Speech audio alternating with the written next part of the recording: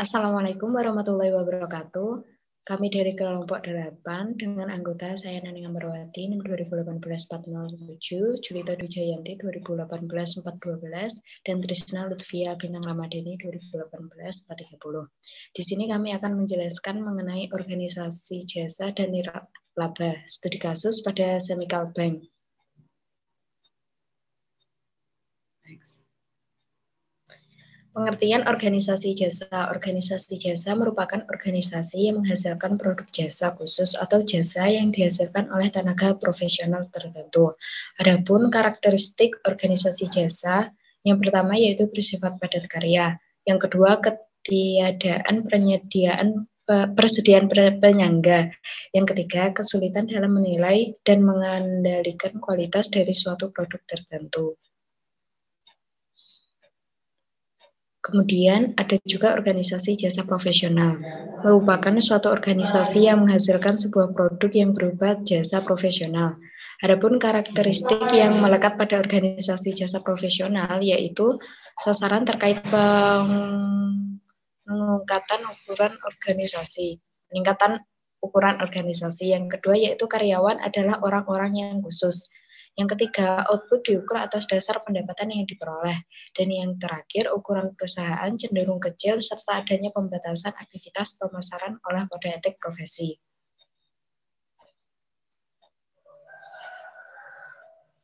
Organisasi jasa keuangan merupakan suatu bentuk organisasi jasa yang tujuan aktivitas utamanya adalah pengelolaan terhadap uang. Organisasi jasa keuangan memiliki ciri berupa yang pertama, kepemilikan aktivanya yang bersifat moneter. Kemudian adanya jangka waktu transaksi. Yang ketiga adalah adanya trade-off antara risiko dan imbalan, serta penggunaan teknologi informasi dalam pelayanannya. Yang selanjutnya akan dijelaskan oleh Julita.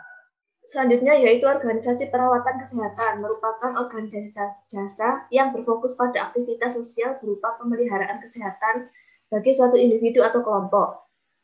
Organisasi jenis ini cenderung dihadapkan dengan adanya masalah sosial dalam masyarakat yang sulit perlu adanya fleksibilitas terkait perubahan bauran penyedia layanan, memiliki loyalitas utama terhadap profesi yang dijalankan, serta sangat membutuhkan adanya pengendalian kualitas terhadap layanan yang diberikan. Contohnya yaitu klinik dan rumah sakit. Selanjutnya yaitu organisasi nirlaba. Organisasi nirlaba merupakan suatu jenis organisasi yang tidak dapat mendistribusikan aktiva atau labanya kepada anggotanya, pejabatnya, maupun direkturnya menurut Anthony 2005. Karakteristik organisasi nirlaba yaitu keuntungan tidak diperhitungkan. Modal yang digunakan adalah modal kontribusi, penggunaan sistem akuntansi dana dalam pencatatan dana, pengelolaan langsung di bawah Dewan Pengawasan. Selanjutnya yaitu sistem pengendalian manajemen pada organisasi jasa. Sistem pengendalian manajemen yang beroperasi pada organisasi jasa berfokus terhadap penentuan harga jual suatu pekerjaan, penetapan harga transfer, dan pusat laba pada unit yang mengkonsumsi suatu layanan tertentu, penyusunan anggaran dan perencanaan strategis pada organisasi, pengendalian operasi yang difokuskan pada proyek, serta pengukuran dan penilaian terhadap suatu kinerja layanan. Selanjutnya yaitu sistem pengendalian manajemen pada organisasi nirlaba. Sistem pengendalian manajemen pada organisasi nirlaba antara lain sebagai berikut. Yang pertama, penetapan harga produk. Yang kedua, perencanaan strategis dan penyusunan anggaran. Yang ketiga, evaluasi dan operasi. Selanjutnya akan dijelaskan oleh Trisna Lutfia. Selanjutnya yaitu studi kasus pada Chemical Bank. Chemical Bank merupakan salah satu bank terbesar di Amerika Serikat yang berkantor pusat di New York City.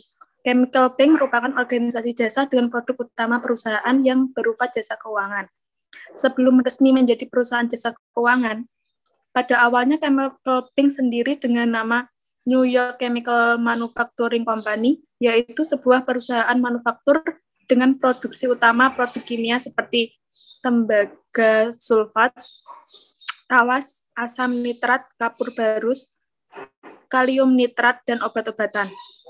Hingga pada akhirnya perusahaan mengubah jenis usahanya dengan memperoleh status state bank dari pihak legislatif New York.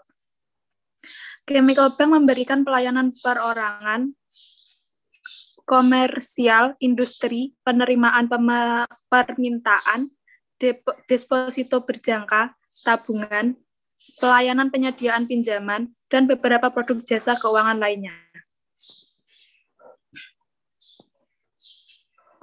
Problem perusahaan.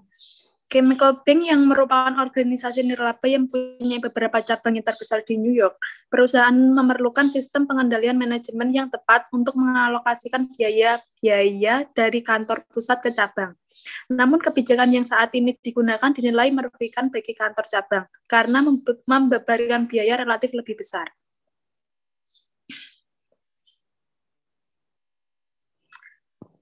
Analisis kasus. Chemical Bank menggunakan konsep pusat laba atau profit center sebagai alat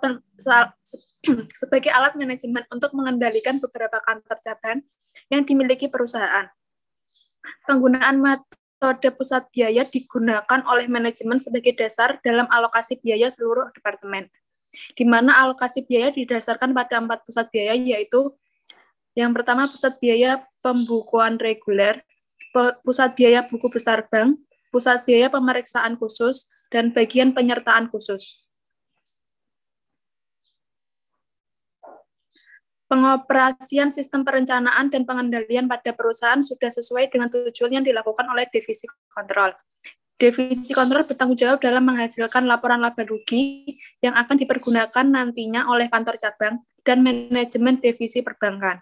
Sehingga kantor cabang tidak perlu dievaluasi sebagai pusat laba kantor pusat karena organisasi cabang tidak mampu untuk mengetahui dan memeriksa seberapa besar pembebanan biaya operasional perusahaan yang optimum.